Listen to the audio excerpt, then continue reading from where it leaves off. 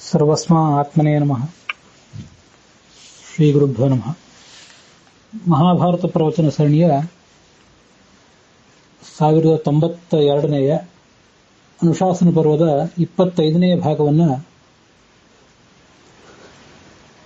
ಇವತ್ತು ಶ್ರವಣಕ್ಕೆ ತಂದುಕೊಳ್ಳೋಣ. ವಾವಿಳ್ಳೆ ರಾಮಸ್ವಾಮಿ ಶಾಸ್ತ್ರಿಗಳ ಪಾಠದಲ್ಲಿ ಇವತ್ತು ನಾವು ನೋಡಬೇಕಾದಂತಹದ್ದು 24ನೇ ಅಧ್ಯಾಯ.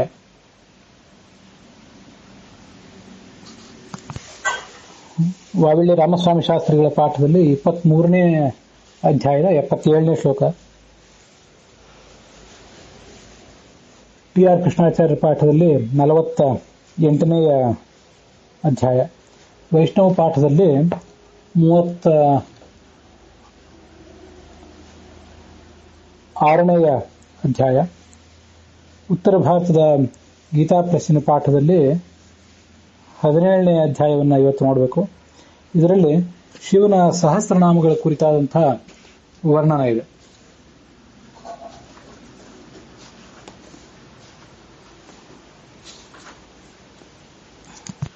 ಕೃಷ್ಣ ಯುಧಿಷ್ಠಿರನಿಗೆ ಆ ಶಿವ ಸಹಸ್ರನಾಮವನ್ನು ಹೇಳಲಿಕ್ಕೆ ತೊಡಗಿದ.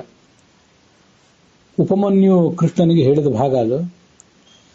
ನನ್ನ ಎದುರಿನಲ್ಲಿ ಕೈ ಜೋಡಿಸಿ ಕೂತ್ಕೊಂಡು ನಾಮ ಸಂಗ್ರಹವನ್ನು ಹೇಳಲಿಕ್ಕೆ ತೊಡಗಿದ.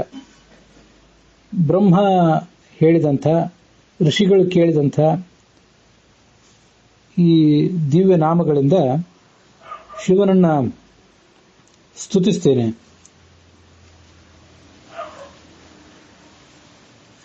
ಬ್ರಹ್ಮಲೋಕದಿಂದ ಆರಂಭಿಸಿ ಮರ್ತ್ಯಲೋಕದವರೆಗೆ ಇರುವಂಥ ಪ್ರತಿಯೊಂದು ಜೀವದಿಂದಲೂ ಈ ನಾಮಗಳು ಕೇಳಲ್ಪಟ್ಟಿವೆ. ಇವುಗಳ ಮೂಲಕನೇ ಎಲ್ಲರೂ ಕೂಡ, ಸ್ವಯಂ ಶ್ರೀಕೃಷ್ಣನು ಕೂಡ ಆ ಶಿವನನ್ನು ಆರಾಧಿಸಬೇಕು. ನೀನು ಶಿವನ ಭಕ್ತನಾಗಿದ್ದೆ, ಆದ್ದರಿಂದ ಆ ಸನಾತನವಾದಂತಹ ಶಿವಸಹಸ್ರನಾಮವನ್ನು ನಿನಗೆ ವರ್ಣಿಸ್ತೇನೆ. ಯಾರಿಗೆ ಆದಿ ಮಧ್ಯ ಅಂತ್ಯ ಯಾವುದೂ ಇಲ್ಲವೋ ಅಂತಹ ಪರಮೇಶ್ವರನ ಗುಣಗಳನ್ನು ಯಾರು ವರ್ಣಿಸಲಿಕ್ಕೆ ಸಾಧ್ಯ? ಆದರೆ ಅವನ ಕೃಪೆಯಿಂದಲೇ ನನ್ನ ಬುದ್ಧಿಗೆ ಅನುಸಾರವಾಗಿ ಈ ನಾಮಗಳನ್ನು ನಿನಗೆ ವರ್ಣಿಸ್ತೇನೆ.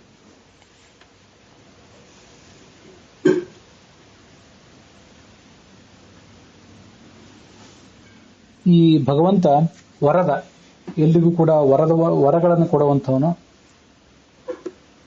ವರೇಣ್ಯ, ಜಗತ್ತಿಗೆ ಸ್ತುತ್ಯನಾದವನು.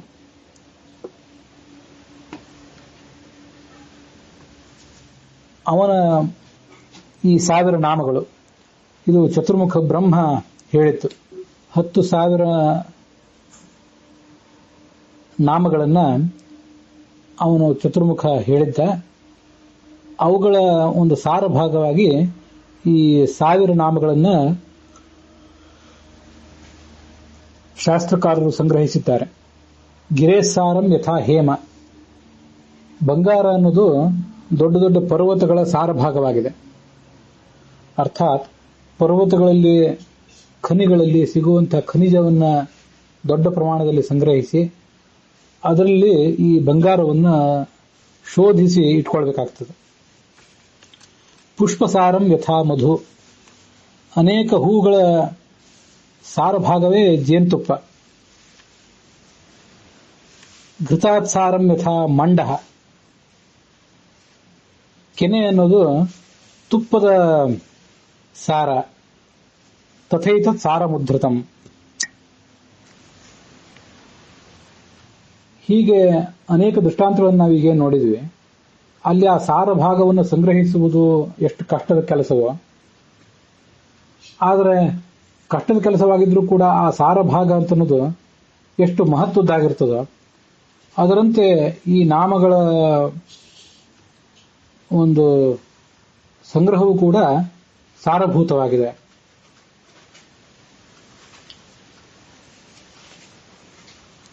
ತುಪ್ಪದ ಸಾರ ಕೆನೆ ಅಂತ ಇಲ್ಲಿದೆ. ತುಪ್ಪವೇ ಹಾಲು, ಮೊಸರು, ಬೆಣ್ಣೆ ಮುಂದೆ ತುಪ್ಪವಾಗಿ ನಮಗೆ ಉಪಲಬ್ಧ ಆಗುವಂಥದ್ದು. ಹಾಗಿರುವಾಗ ತುಪ್ಪದ ಸಾರಭೂತವಾದದ್ದು ಈ ಕೆನೆ ಅಂತ ವರ್ಣನೆ ಮಾಡೋರೇನಿದೆ, ಇದು ಹೇಗೆ ಅಂತ ಹೇಳಿ ಬಹಳ ಒಂದು ಗೊಂದಲಕ್ಕೆ ಕಾರಣ ಆಗ್ತದೆ. ಅದ್ರ ಬಗ್ಗೆ ತೀರ್ಮಾನಿಸ್ಕೊಳ್ಳಿಕ್ಕೂ ಕೂಡ ನಂಗೆ ಸಾಧ್ಯ ಆಗಲಿಲ್ಲ. ಆದ್ರಿಂದ ಇದು ಘೃತ ಅಂದ್ರೆ ಘೃತವೇ ಆಗಿರ್ಲಿಕ್ಕಿಲ್ಲ, ಘೃತ ಅಂದ್ರೆ ಹಾಲು ಆಗಿದ್ರೂ ಕೂಡ ಇರಬಹುದು ಅಂತ ನನಗೊಂದು ಅದ್ರ ಬಗ್ಗೆ ಸಂಶಯವಿದೆ. ಹಾಲಿನ ಸಾರವೇ ಕೆನೆ ಅಂತ ಇರಬಹುದು. ಘೃತ ಶಬ್ದಕ್ಕೆ ಆ ಒಂದು ಅರ್ಥವೂ ಕೂಡ ಆಗಬಹುದು ಅಂತ ನನ್ನ ಆಲೋಚನೆ. ಸರ್ವ ಪಾಪಗಳನ್ನು ಪರಿಹರಿಸುವಂಥದ್ದು, ಇದನ್ನು ಮನಸ್ಸಿನಲ್ಲಿ ಧರಿಸಬೇಕು. ರಾಕ್ಷಸರ ದುಷ್ಟ ಶಕ್ತಿಗಳನ್ನು ನಾಶಪಡಿಸುವಂಥದ್ದು. ಆಸ್ತಿಕರಾದವರಿಗೆ, ಭಕ್ತರಾದವರಿಗೆ ಇದನ್ನ ವರ್ಣಿಸಬೇಕೇ ಹೊರತು ನಾಸ್ತಿಕರಲ್ಲದ, ಜಿತೇಂದ್ರಿಯರಲ್ಲದ ವ್ಯಕ್ತಿಗಳಿಗೆ ಇದನ್ನು ಯಾವತ್ತೂ ಕೂಡ ವರ್ಣಿಸಬಾರದು.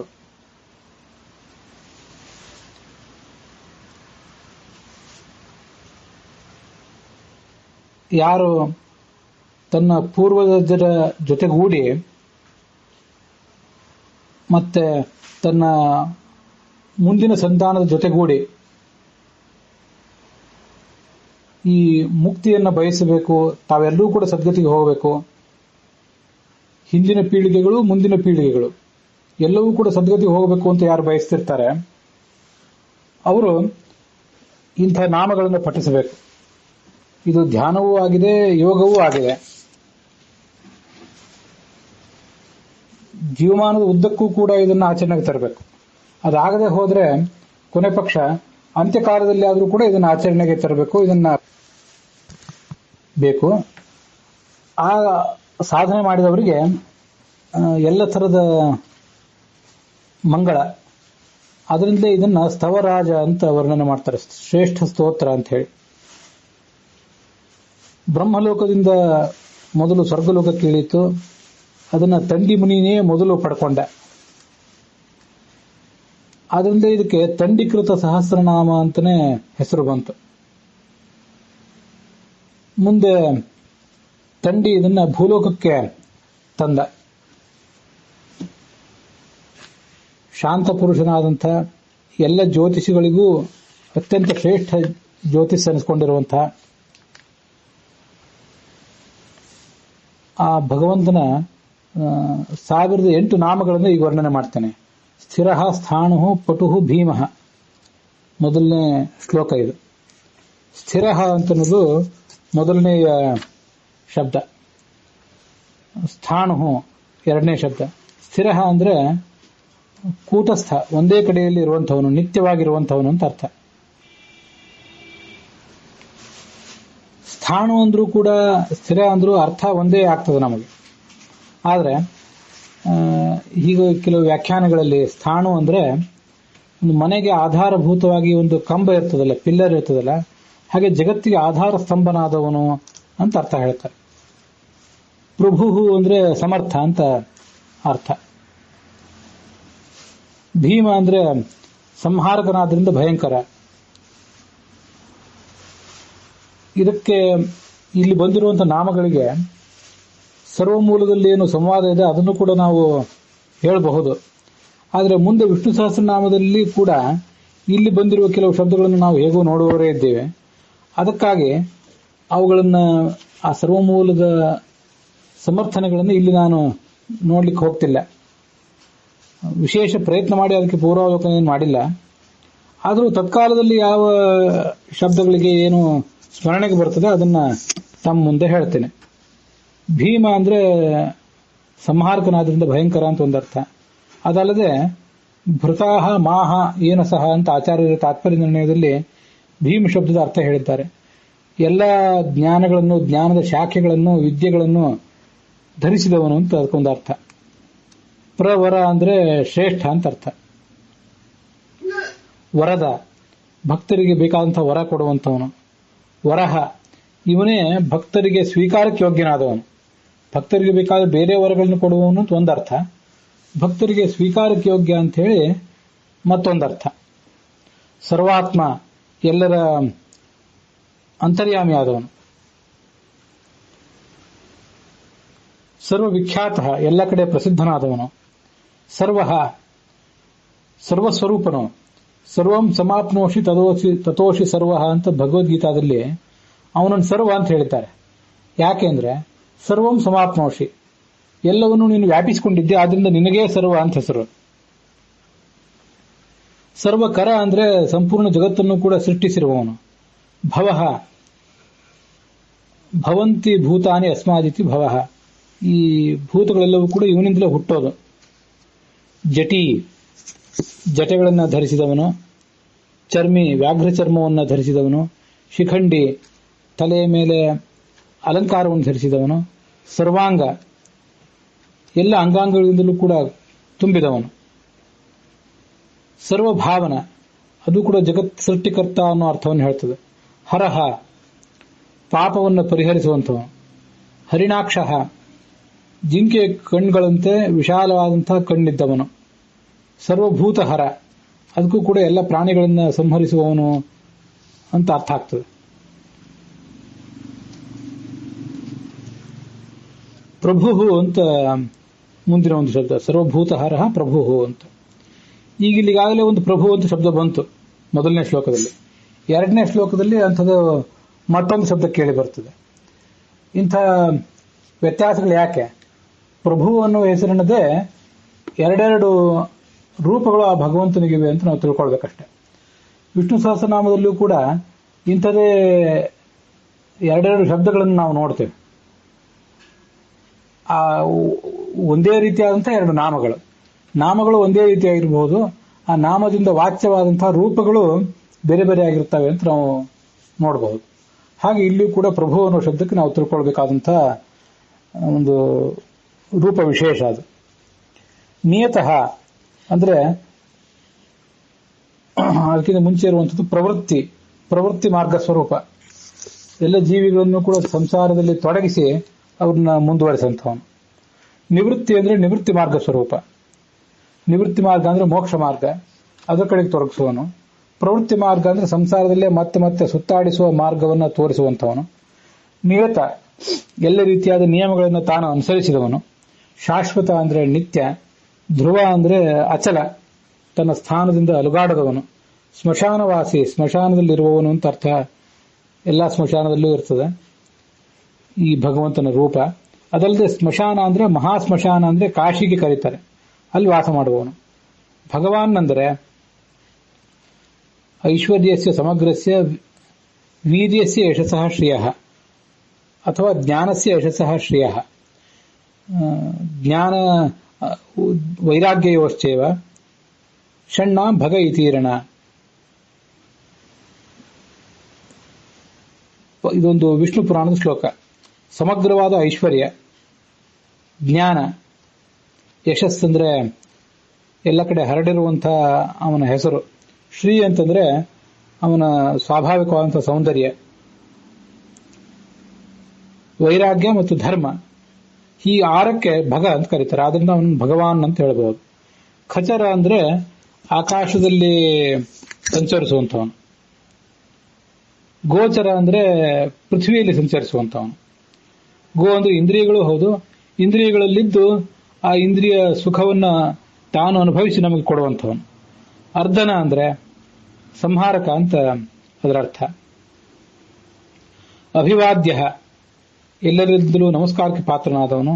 ಮಹಾಕರ್ಮ, ಅತಿ ದೊಡ್ಡ ಕರ್ಮಗಳನ್ನು ಸೃಷ್ಟಿಯಾದಿಗಳನ್ನ ಮಾಡುವಂಥವನು ಅಂತ ಅದರ ಅರ್ಥ. ತಪಸ್ವಿ, ಯಾವತ್ತು ತಪಸ್ಸಿನಲ್ಲಿ ನಿರತನಾದವನು. ಭೂತ ಭಾವನ, ಸಂಕಲ್ಪ ಮಾತ್ರದಿಂದಲೇ ಈ ಆಕಾಶ, ಪೃಥ್ವಿ, ಅಪ, ತೇಜಸ್ಸು, ವಾಯು ಮೊದಲಾದೆಲ್ಲವನ್ನೂ ಸೃಷ್ಟಿಸಿದವನು. ಉನ್ಮತ್ತ ವೇಷ ಪ್ರಚ್ಛನ್ನ, ಯಾವತ್ತೂ ಕೂಡ ವಿಚಿತ್ರವಾದಂತಹ ಉನ್ಮತ್ತ ವೇಷವನ್ನು ಧಾರಣೆ ಮಾಡಿ ತನ್ನ ಸ್ವರೂಪವನ್ನು ಜಗತ್ತಿಗೆ ತಿಳಿಸದೇ ಇರುವಂಥವನು. ಅವನು ದತ್ತ ಮೊದಲಾದ ರೂಪಗಳಲ್ಲಿದ್ದಾಗ, ಹಾಗೆ ಶಿವನ ರೂಪದಲ್ಲಿದ್ದಾಗ, ಯಾವ ರೂಪದಲ್ಲಿದ್ದರೂ ಕೂಡ ಅವನ ರೂಪ ಬಹಳ ವಿಚಿತ್ರವಾಗಿರ್ತದಾದ್ರಿಂದ, ಜನಸಾಮಾನ್ಯರ ಗ್ರಹಿಕೆಗೆ ಅದು ಮೀರಿದ್ದಾಗಿರ್ತದಾದ್ರಿಂದ ಯಾಕೆ ಹೀಗೆ ಪರಮಾತ್ಮ ಇದ್ದಾನೆ ಅಂತ ತಿಳಿಯದಂತಾಗಿಬಿಡ್ತದೆ ಅವರಿಗೆ. ಅದಕ್ಕಾಗಿ ಉನ್ಮತ್ತ ವೇಷ ಪ್ರಚ್ಛನ್ನ ಅಂತ ಅವನನ್ನ ಕರೆದಿದ್ದಾರೆ. ಸರ್ವಲೋಕ ಪ್ರಜಾಪತಿ, ಎಲ್ಲ ಲೋಕಗಳ ಪ್ರಜೆಗಳನ್ನು ಪಾಲಿಸುವಂಥವನು. ಪ್ರಜಾನಾಂ ಪಾಲನಾದ್ ವಿಷ್ಣು ಪ್ರಜಾಪತಿ ರಿತೀರಿತಃ ಅಂತ ಉಪನಿಷತ್ ಭಾಷ್ಯ. ಎಲ್ಲ ಪ್ರಜೆಗಳನ್ನು ಪಾಲಿಸುವುದರಿಂದ ಅವನನ್ನು ಪ್ರಜಾಪತಿ ಅಂತ ಹೇಳ್ತಾರೆ. ಪ್ರಜಾಪತಿ ಶಿವ ಶೇಪಃ ಲಿಂಗಮಿತ್ಯಭಿಧೀಯತೆ. ಲಿಂಗಾಭಿಮಾನಿ ಲೋಕಸ್ಯ ಸ್ರಷ್ಟ ಗಿರೀಶ ಏವಚ ಅಂತ ಇದು ಶಿವಪುರಾಣದ ಮಾತು. ಅದರಿಂದ ಪ್ರಜಾಪತಿಯನ್ನು ಶಬ್ದದ ವಾಚ್ಯನಾದವನು ಶಿವನೂ ಹೌದು, ವಿಷ್ಣುವೂ ಹೌದು. ಮಹಾರೂಪ,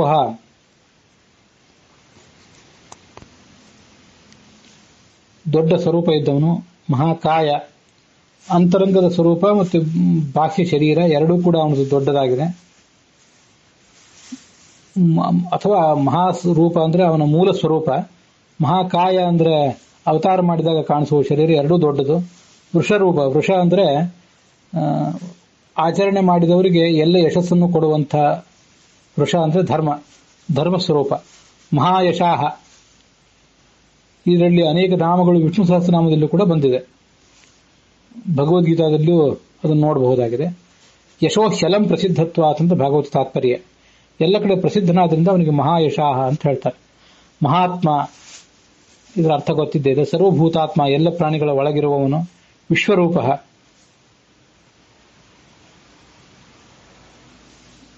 ಇಡೀ ವಿಶ್ವವೇ ಅವನ ಒಂದು ಶರೀರ. ಮಹಾಹನು, ವಿಶಾಲವಾದಂತಹ ಅವನ ಕೆನ್ನೆ, ದವಡೆ ಮೊದಲಾದದ್ದು ಇದ್ದವನು. ಲೋಕಪಾಲ, ಜಗತ್ತಿನ ಲೋಕಪಾಲಕನಾಗಿದ್ದಾನೆ. ಲೋಕಪಾಲರಾದ ದೇವತೆಗಳಲ್ಲಿದ್ದಾನೆ. ಅಂತರ್ಹಿತಾತ್ಮ, ಅದೃಶ್ಯವಾದ ಸ್ವರೂಪ ಇದ್ದವನು. ಪ್ರಸಾದ, ವಿಷ್ಣು ಸಹಸ್ರನಾಮದಲ್ಲಿ ಇದೇ ಸುಪ್ರಸಾದ ಅಂತ ಬಂದಿದೆ. ಪ್ರಸನ್ನತೆಯಿಂದ ಕೂಡಿದವನು. ಹಯಗರ್ಧಭಿ, ಅದಕ್ಕೆ ಹೇಸರಗತ್ತೆಗಳಿಂದ ಕೂಡಿರುವ ರಥದಲ್ಲಿ ಪ್ರಯಾಣ ಮಾಡುವವನು ಅಂತ ಅರ್ಥ ಹೇಳಿದ್ದಾರೆ. ರುದ್ರೋವ ಏಷ ಅಗ್ನಿ ಅಶ್ವತರೀರಥೇನ ಅಗ್ನಿರಾಜಂ ಅಧಾವತ ಅಂತ ಒಂದು ವೇದವಾಕ್ಯವನ್ನ ಇಲ್ಲಿ ಒಂದು ಕಡೆ ಅನುವಾದದಲ್ಲಿ ಉಪಯೋಗಿಸ್ತಾರೆ. ಅಗ್ನಿಯ ರೂಪದಲ್ಲಿ ಇದ್ದು ಈ ಪರಮಾತ್ಮ ರುದ್ರ ಹೇಸರಗತ್ತೆಗಳನ್ನು ಕಟ್ಟಿದ ರಥದಲ್ಲಿ ಪ್ರಯಾಣ ಮಾಡ್ತಾನಂತೆ. ಅದಕ್ಕಾಗಿ ಆತ ಹಯಗರ್ಧಭಿ. ಪವಿತ್ರ, ಪವಿತ್ರಾಣಾಂ ಪವಿತ್ರಮ್ಯೋ ಮಂಗಲಾನಾಂ ಚ ಮಂಗಲಂ ಅಂತ ವಿಷ್ಣು ಸಹಸ್ರನಾಮದ ಪೂರ್ವಭಾವಿಯಾದ ಶ್ಲೋಕ. ಅತ್ಯಂತ ಪವಿತ್ರನಾದವನು, ಮಹಾನ್ ಪೂಜ್ಯನಾದವನು. ನಿಯತಃ, ಇದು ಕೂಡ ಇನ್ನೊಂದು ಕಡೆ ಬಂತು. ನಿಯಮ ಅಂತ ಹಿಂದೆ ಬಂದಿತ್ತು, ಇಲ್ಲಿ ನಿಯತ ಅನ್ನುವ ಶಬ್ದ ಬಂದಿದೆ. ನಿಯತಃ ಅಂತೇಳಿ 24ನೇ ನಾಮ ಇತ್ತು. ಈಗ ನಾವು ನೋಡ್ತಾ ಇರುವಂಥದ್ದು ಕೂಡ 52ನೇ ನಾಮವು ನಿಯತ ಅಂತೇನೆ. ತಪಸ್ಸು, ಸ್ವಾಧ್ಯಾಯ ಮೊದಲಾದ ನಿಯಮಗಳಿಂದ ಕೂಡಿದವನು. ನಿಯಮಾಶ್ರಿತ, ಆ ನಿಯಮಗಳಿಗೆ, ನಾವು ಸಾಧಕರು ಆಚರಿಸಬೇಕಾದ ನಿಯಮಗಳಿಗೆ ಆತ ಆಶ್ರಯನಾದವನು. ಅದನ್ನೆಲ್ಲವನ್ನು ನಮಗೆ ಕೊಟ್ಟವನು ಅಂತ ಅದರ ತಾತ್ಪರ್ಯ ಆಗ್ತದೆ. ಅಲ್ಲಿಗೆ 53 ನಾಮಗಳು ಆಗಿವೆ ಮತ್ತು ಈ ಅಧ್ಯಾಯದ 36ನೇ ಶ್ಲೋಕ ಕೂಡ ಇಲ್ಲಿಗೆ ಸಮಾಪ್ತವಾಗಿದೆ.